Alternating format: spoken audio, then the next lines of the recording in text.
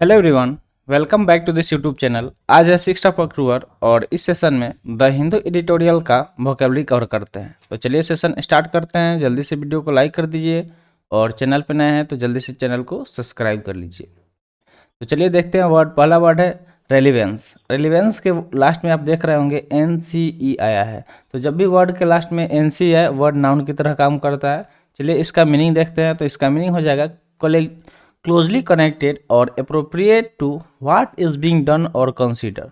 यानी कि कोई जो चीज़ हुआ है, ठीक है, या जिसे कंसीडर किया जा रहा है, उससे जो चीज़ क्लोजली कनेक्टेड हुआ हो, जुड़ा हुआ हो, उसको बोलते हैं रेलिवेंस। क्या बोलेंगे? रेलिवेंस, यानी कि उपयुक्त हो जाएगा इसका हिंदी मीनिंग। ठीक है। सिनोनिम्स की अगर हम बात करें तो पर्टिनेंट हो जाएगा, अप्लीकेबल हो जाएगा, एपोजाइट हो जाएगा या फिर मटेरियल हो जाएगा। ये सारे सिनोनिम्स हो गए। एंटोनिम्स की बात करें तो इम्प्रॉपर, इनएप्लीकेबल, इनअप्रोप्रिएट या फिर इनकम्पेटिबल। ये सारे जस्ट अपोजिट वर्ड हो गए। ठीक है। तो यहाँ पे चलिए कुछ चीज़ हम आपको बता दे रहे हैं। जैसे BLE आया है, ठीक है, तो BLE क्या होता है? एडजेक्टिव सफिक्स होता है। BLE एडजेक्टिव सफिक्स होता है।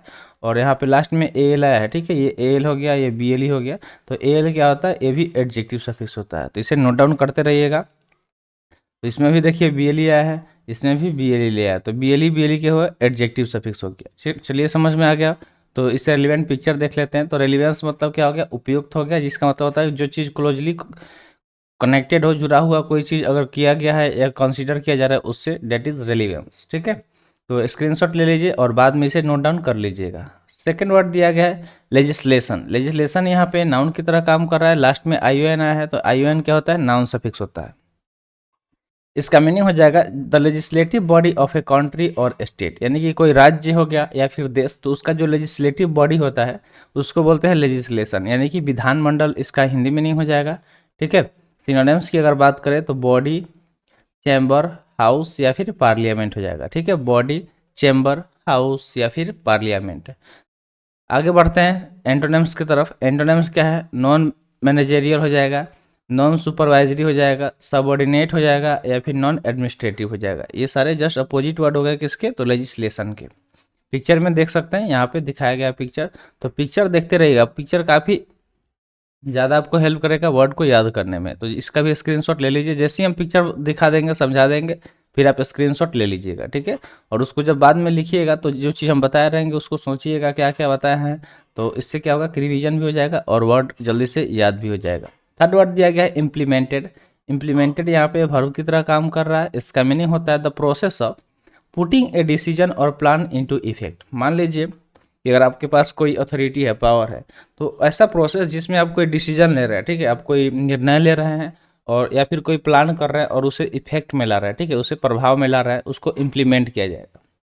जैसे कोई आप नया नियम लगा दिए, नया कानून लगा दिए, तो उसको बोलते हैं इम्प्लीमेंटेड। ठीक है। यानी कि कार्यान्वयन इसका हिंदी मीनिंग हो जाएगा। अगर सिनोनिम्स की बात करें तो एक्सक्यूजन, एप्लीकेशन, परफॉर्मेंस या फिर इनेक्टमेंट। एक्सक्यूजन, एप्लीकेशन, परफॉर्मेंस या फिर इनेक्टमेंट, ये सारे के सारे क्या हो गए? तो सिनोनिम्स हो गए। चलिए यहाँ से नोट करने वाला चीज़ है ION आ गया। ठीक है। एक्सक्यूजन में ION आया है, एप्लीकेशन में ION आया है, परफॉर्मेंस में NCE आया है और इनेक्टमेंट में MENT आया है। तो ये सारे के सारे यहाँ पे सफिक्स लिखे गए हैं, लेकिन ये सफिक्स है तो किस चीज़ के? तो नाउन के सफिक्स है। ठीक है। ये चीज़ आप नोट डाउन कर लीजिएगा। एंटोनिम्स की अगर हम बात करें तो इसका एंटोनिम्स क्या हो जाएगा? अबेंडन, यानी कि छोड़ देना, डिसरिगार्ड, किसी का अनादर करना, फॉरगेटफुलनेस या फिर नेग्लेक्ट, यानी कि किसी चीज़ को क्या कर देना? नेग्लेक्ट कर देना, नज़रअंदाज कर देना। तो ये सारे अपोजिट वर्ड हो गए। ठीक है। इम्प्लीमेंटेड वर्ड हो गया। अब बढ़ते हैं आगे। फोर्थ वर्ड कन्वेंशंस देखते हैं। कन्वेंशंस यहाँ पे ये भी नाउन की तरह काम कर रहा है। इसके मीनिंग की बात करें तो इसका मीनिंग होता है a way in which something is usually done. यानी कि कन्वेंशन मतलब होता है एक तरह से तरीका, जिसमें किसी जिस तरीके से किसी चीज़ को किया गया हो, डेट इज कन्वेंशन। क्या हो जाएगा? कन्वेंशन, यानी कि सम्मेलन, इसका हिंदी मीनिंग हो जाएगा। अगर सिनोनिम्स की बात करें तो मीटिंग, शो, असेंबलीज या फिर असेंबली। ठीक है। ये सारे के सारे क्या हो जाएंगे? सिनोनिम्स हो जाएंगे। अगर एंटोनिम्स की बात करें तो डिसएग्रीमेंट, डिस्कॉर्ड या फिर स्ट्रेंजनेस, ये सारे अपोजिट वर्ड हो जाएंगे। तो कन्वेंशन मतलब क्या होता है? सम्मेलन होना। जैसे G20 अभी इंडिया में हुआ, ठीक है, G20, तो G20 क्या इसको कन्वेंशन भी बोल सकते हैं, मीटिंग भी बोल सकते हैं, ठीक है, या फिर असेंबली भी बोल सकते हैं, जहाँ बहुत सारे लोग इकट्ठा होकर किसी एक टॉपिक पे डिस्कस कर रहे हैं, कोई भी जो टॉपिक जो रिलेवेंस टॉपिक है उस पर डिस्कस कर रहे हैं, उसको कन्वेंशन बोला जाता है। तो चलिए आगे बढ़ते हैं। अगला वर्ड है एक्सटेंट। एक्सटेंट नाउन की तरह काम कर रहा है। इसका मीनिंग होता है मेड लार्जर, किसी चीज़ को लार्जर कर देना, बड़ा कर देना, ठीक है, यानी कि विस्तारित कर देना किसी चीज़ को। जैसे अगर सिनोनिम्स की अगर हम बात करें तो एक्सपेंड हो जाएगा, इनलार्ज हो जाएगा, इंक्रीज हो जाएगा, या फिर लेन देन हो जाएगा, ठीक है। एक्सपेंड यानी कि बढ़ा देना, इनलार्ज बड़ा कर देना, इंक्रीज बढ़ा देना, लेन देन मतलब लंबा कर देना। एंटोनिम्स की बात करें तो रिड्यूस यानी कि घटा देना, श्रिंक मतलब भी घटा देना होता है, नैरो मतलब पतला कर देना। ये सारे जस्ट अपोजिट वर्ड हो गए। जैसे अब यहाँ पे फैमिली का पिक्चर दिखाया गया है, तो ये कैसे इसको मतलब एक्सप्लेन कर रहा है पिक्चर। तो पहले फैमिली में कोई दो बंदा होगा, ठीक है। मान लीजिए कि जो ग्रैंडफादर और ग्रैंड मदर यहाँ पे होंगे, ये होंगे। फिर इनके बच्चे हुए होंगे, फिर उनकी शादी हुई होगी, फिर उनके बच्चे हुए। तो इस तरह क्या होगा, फैमिली डे बाय डे विस्तृत होते गए, ठीक है, यानी कि एक्सटेंड होते गया, यानी कि बढ़ते गया। अगला वर्ड दिया गया रिट्रीटेड। रिट्रीटेड वर्ब की तरह काम कर रहा है। इसका मीनिंग होता है से something again or a number of time, typically for emphasise or clarity. मान लीजिए किसी चीज़ पे जोर डालने के लिए, ठीक है, या फिर उसको क्लैरिटी के लिए बार बार उस चीज़ को दोहराना, उसको बोलते हैं रिपीटेड। बार बार उसको क्या करना, दोहराना, यानी कि दोहराया। इसका हिंदी मीनिंग हो गया। सिनोनिम्स की बात करें तो रिपीट, रीस्टेट, रिटेल या फिर इटरेट। रिपीट, रीस्टेट, रिटेल या फिर इटरेट, ये सारे के सारे सिनोनिम्स हो जाएंगे। एंटोनिम्स की बात करें तो डिफर, अपोज या फिर रिवर्स हो जाएगा, ठीक है। डिफर, अपोज या फिर रिवर्स, ये सारे के सारे क्या हो गए, अपोजिट वर्ड हो गया। किसके, तो रिट्रीटेड के। रिट्रीटेड मतलब कोई चीज़ जो दोहराया गया। जैसे मान लीजिए कि कोई सॉन्ग, ठीक है, कोई सॉन्ग ट्रेंडिंग में आता है। जब सॉन्ग सॉन्ग ट्रेंडिंग में आता है तो बार बार लोग क्या करते हैं, उसी को सुनते हैं, बार बार उसी को दोहराया जाता है, तो उसको क्या बोलेंगे, रिट्रीटेड बोलेंगे, ठीक है। अगला वर्ड है कंडक्टिंग। कंडक्टिंग वर्ब की तरह काम कर रहा है। इसका मीनिंग होता है लीड बाय ए गाइड, किसी चीज़ का संचालन करना किसी एक गाइड द्वारा, डेट इज कंडक्टिंग, यानी कि संचालित। इसका हिंदी मीनिंग हो जाएगा। जैसे अब कंडक्टिंग को आप ऐसे समझ सकते हैं कि जैसे आप एग्जाम का प्रिपरेशन कर रहे हैं, ठीक है। तो एग्जाम का प्रिपरेशन कर रहे हैं, सपोज आप मान लीजिए कि एनडीए एग्जाम का प्रिपरेशन कर रहे हैं। तो एनडीए एग्जाम को कंडक्ट कौन कराता है, तो यूपीएससी, ठीक है, यूपीएससी कंडक्ट कराता है। ऐसे ही अगर आप सीजीएल एग्जाम का प्रिपरेशन कर रहे हैं तो सीजीएल का कौन कंडक्ट कराता है, एसएससी। तो यहाँ पे एसएससी हो या यूपीएससी हो गया, ऐसे ही एनटीए हो गया, बहुत सारा ऐसा बॉडी है जो एग्जाम कंडक्ट कराता है। जैसे स्टेट बोर्ड अगर आप देने जाएंगे तो बिहार स्टेट बोर्ड दे रहा है तो बीएससी भी उसको कंडक्ट कराता है। सेंट्रल का देंगे तो सीबीएसई उसको कंडक्ट कराता है। इस तरह ये सारे क्या हो गए, कंडक्टिंग बॉडी हो गया। तो समझ में आ गया। तो कंडक्टिंग मतलब क्या होता है, संचालित करना किसी चीज़ का। जैसे मान लीजिए कि आप सोच रहे हैं कि कुछ कंडक्ट कराते हैं। जैसे मान लीजिए कि किसी स्कूल में गए और वहाँ बोले कि जीके क्विज का कंपटीशन, जीके क्विज का मतलब कंडक्ट करा दिए, GK quiz.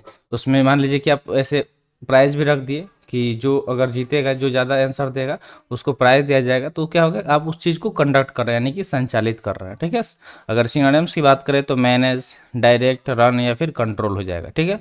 Manage, direct, run या फिर कंट्रोल इसके सिनोनिम्स हो जाएंगे। एंटोनिम्स की बात करें तो कॉन्ट्रैक्टेड, कॉट, केम डाउन, ये सारे के सारे एंटोनिम्स हो गए, ठीक है। कॉन्ट्रैक्टेड, कॉट या फिर कम डाउन, ये सारे एंटोनिम्स हो गए। अब चलिए आगे बढ़ते हैं। अगला वर्ड दिया गया एबोलिश। एबोलिश की बात करें तो ये वर्ब की तरह काम कर रहा है। इसका मीनिंग होता है formally put an end to a system, practice और इंस्टीट्यूशन, यानी कि किसी चीज़ का खत्मा करना। मान लीजिए कि कोई एक सिस्टम हो, जैसे तंत्र, जैसे पहले राजतंत्र चला करता था, तो राजतंत्र को हटा के क्या कर दिया गया, प्रजातंत्र आ गया, ठीक है, लोकतंत्र आ गया हमारे देश में। ऐसे ही मान लीजिए प्रैक्टिस, बहुत सारे जो मतलब प्रैक्टिसेस हैं, लोग मतलब गलत गलत गलत चीज़ को फॉलो करते थे, ठीक है। जैसे मान लीजिए सती प्रथा, ठीक है, सती प्रथा था। सती प्रथा बहुत घटिया था, ठीक है, क्योंकि सती प्रथा में आप समझ सकते हैं कि अगर कोई जिसका हस्बैंड डेट करता था तो उसके वाइफ को भी उसके साथ जला दिया जाता था। आप सोच सकते हैं कि जो इंसान जिंदा हो उसको थोड़ा सा कहीं जलता है, हाथ जल जाए, पैर जल जाए, तो उतना दर्द होता है, जिसे जिंदा पूरा जला दिया जाता था। तो वो कितना बुरा रीति रिवाज था। तो उस चीज़ को ख़त्म कर दिया गया, एबॉलिश कर दिया गया। तो एबॉलिश मतलब समझ गए, जिस कोई चीज़ जो बुरा है या कोई तंत्र है, सिस्टम है, प्रैक्टिस, इंस्टीट्यूशन, उस चीज़ को ख़त्म करना, डेट इज़ एबॉलिश, यानी कि समाप्त करना। अगर इसके सिनोनिम्स की हम बात करें तो स्क्रैप हो जाएगा, एंड हो जाएगा, स्टॉप या फिर टर्मिनेट। किसी चीज़ को रोक देना, ख़त्म कर देना, उसको क्या बोलेंगे, एबॉलिश बोलेंगे। एंटोनिम्स की बात करें तो अलाउ, अनुमति देना, अप्रूव, क्रिएट या फिर इस्टेब्लिश से स्थापित करना, ये सारे जस्ट अपोजिट वर्ड होगा। तो आई होप आपको एबोलिश वर्ड समझ में आ गया होगा। आगे बढ़ते हैं नाइन्थ नंबर वर्ड की तरफ। नाइन्थ नंबर वर्ड क्या है? अपील। अपील यहाँ पे वर्ब की तरह काम कर रहा है। जैसे आप क्रिकेट भी खेलते होंगे तो जब मतलब आपको लगता है कि बैट्समैन आउट है, हम लोग अपील करते हैं, ठीक है। अपील का मीनिंग भी क्या होता है? अपील करना, ठीक है। क्या होता है? अपील करना हिंदी मीनिंग होता है।